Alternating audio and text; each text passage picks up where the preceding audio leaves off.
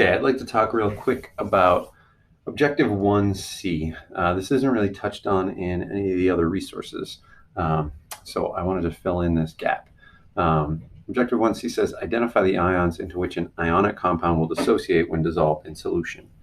In organic chemistry, most of the time, what we're dealing with is covalent bonding, where atoms are sharing electrons with each other. But occasionally, we have compounds that are ionic.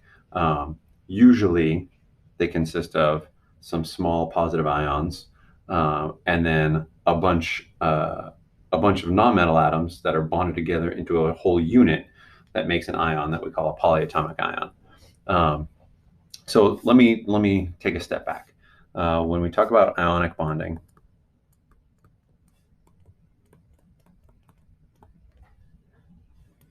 so ionic bonding is generally when one atom steals electrons from another atom. So a nonmetal atom, remember those are strong,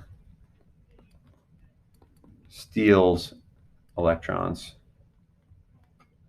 from a metal atom. When that happens, the nonmetal becomes negative. We call that an anion, and the metal becomes positive.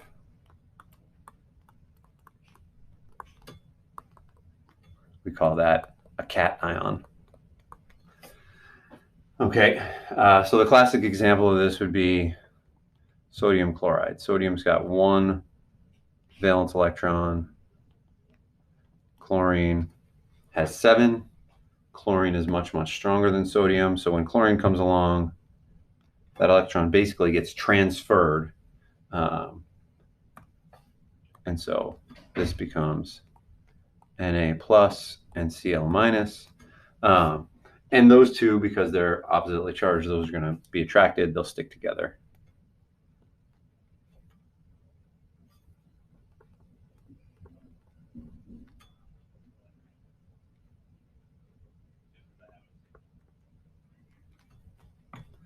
And just for completeness sake, I'll fill in chlorine would have these 8 valence electrons. Sodium would actually have a full valence shell just in the lower energy level. Now that we've stripped away the last electron in its outermost energy level, the energy level below would have 8 valence electrons, but we generally won't draw any valence electrons there on the positive ion. So that's a typical ionic compound. We also have some ionic compounds that involve polyatomic ions. Polyatomic ions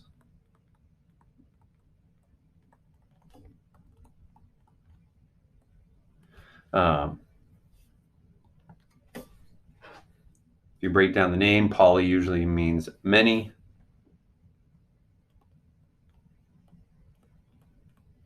So polyatomic ions are ions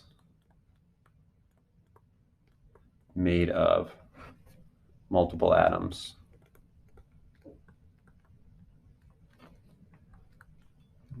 Covalently bonded together.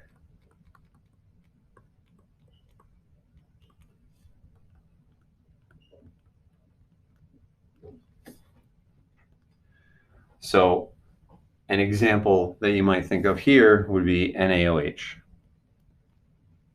So Na has its 1 valence electron. It's very weak. Oxygen has 6 valence electrons. It's very strong.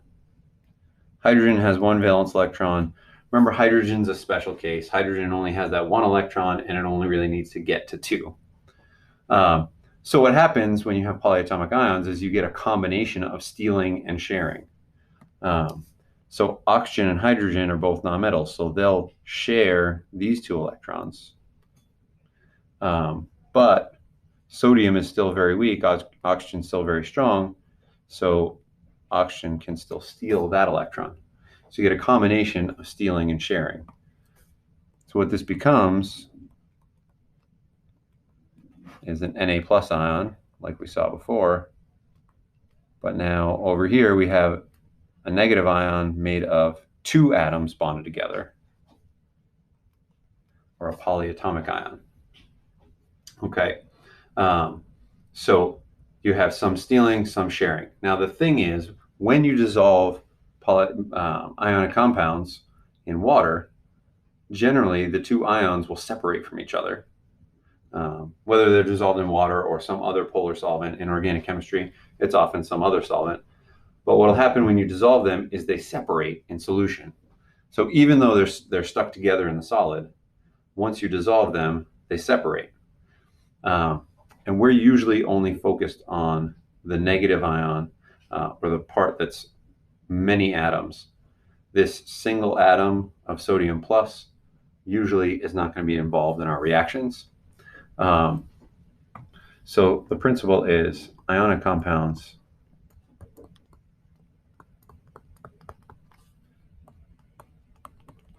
split into separate ions when dissolved.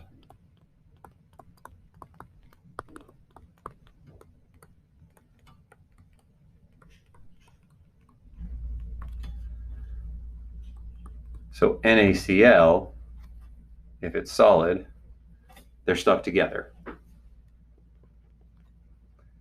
But if you put it in water,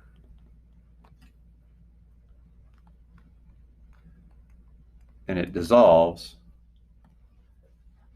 it's actually going to split into separate Na plus and Cl minus ions. And that abbreviation I'm using there, AQ, that stands for aqueous. That just means dissolved in water. So the thing to know is these will split up when they're dissolved and be separate. Even though they're stuck together as a solid, when they dissolve, they're separate. So the same would be true of something like NaOH. When you dissolve it, it'll become Na plus and OH minus. We drew what the pictures for those look like. OH minus actually has the minus charge on the oxygen, not on the hydrogen. So OH minus would look like that. Generally, in organic chemistry, we're going to ignore this positive ion. In a previous chemistry course, you may have heard the term spectator ion. A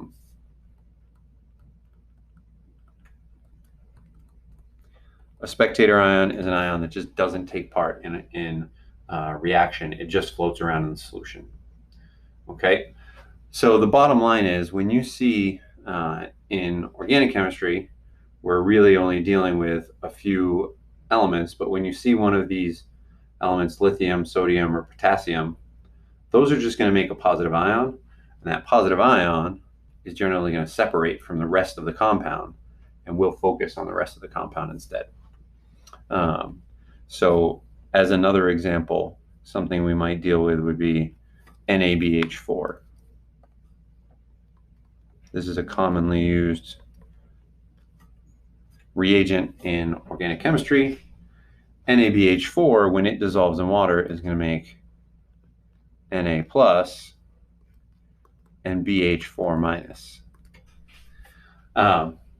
If I want to draw, so I can ignore the Na part.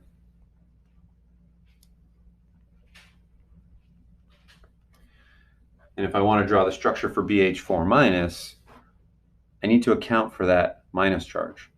So when I'm counting electrons,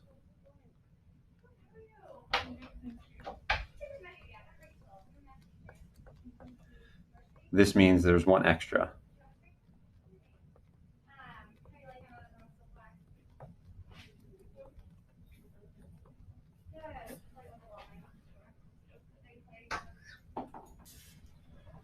So now if I wanted to draw a Lewis structure for BH4 minus, I would start by assuming that I have B in the middle. The hydrogens can only make one bond each. So I would put the 4 hydrogens around boron. And I would say, okay, my count for this structure is now 2, 4, 6, 8 electrons.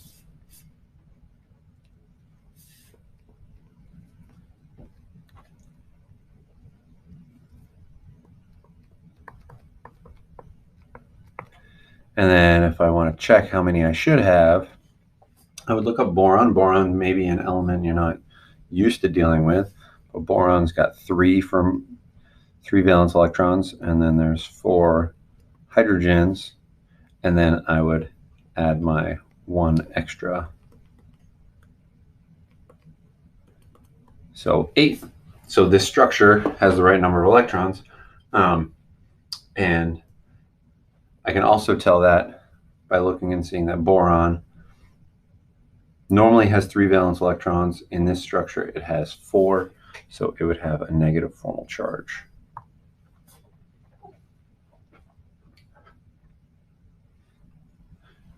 All right, I'll do one more example.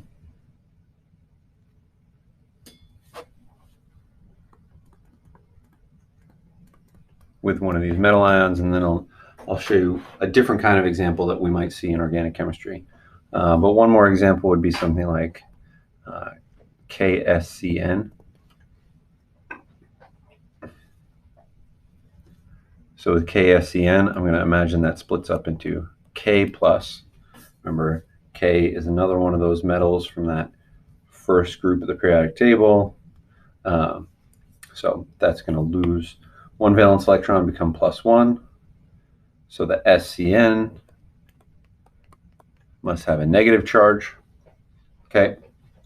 So I'm going to ignore the K. And if I wanted to draw a structure for SCN minus, well, I'm assuming they have to be bonded together.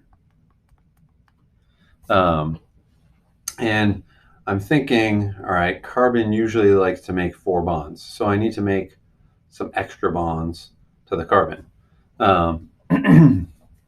So what if I tried to do a double bond on each side?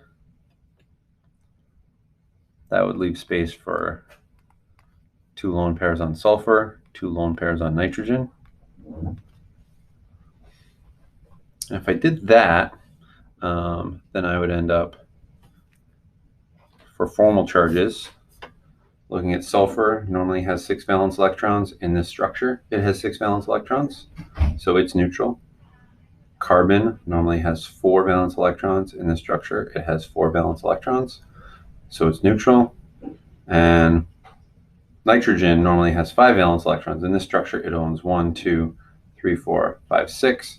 So nitrogen would have a negative charge. So I know that this fits the formula because the total formal charge is, the sum of the formal charges is -1, which is the same as the overall formal charge on this ion. You might have made a different choice. Instead, you might have made a triple bond on one side and a single bond on the other. And if I did that, then what I would find is sulfur now in this structure owns 1, 2, 3, 4, 5, 6, 7 valence electrons, even though it started with 6. So sulfur now has my negative formal charge.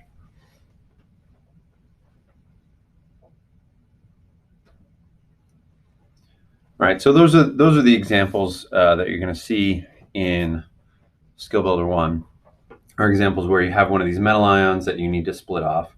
Turns out there are some other examples where you have positive ions that aren't metal ions.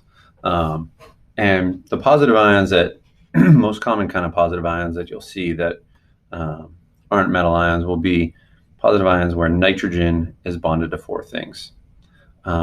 So an example might be CH3, NH3 plus. You will often see ions in organic chemistry where you have nitrogen bonded to 4 other atoms, giving it a positive formal charge and making an ionic compound. So occasionally, though I'm not going to give you examples on the Skill Builder, you might see compounds like CH3 NH3Cl. That's an ionic compound that splits into CH3 NH3 plus, which is the ion over here, and Cl minus.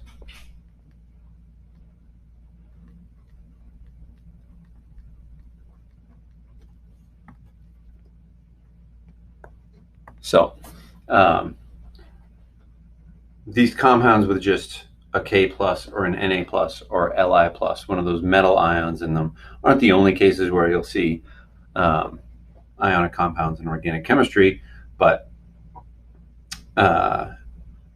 you'll often see what we call a protonated amine or an ammonium ion, which is one of these nitrogens bonded to 4 things with a positive formal charge. So that's another example just to be aware of. You might see it somewhere along the road. So hopefully this helps settle any questions you had about how ionic compounds work in organic chemistry and how to address this objective 1C, which you won't necessarily find in any of the other resources. Let me know if you have questions. Thanks.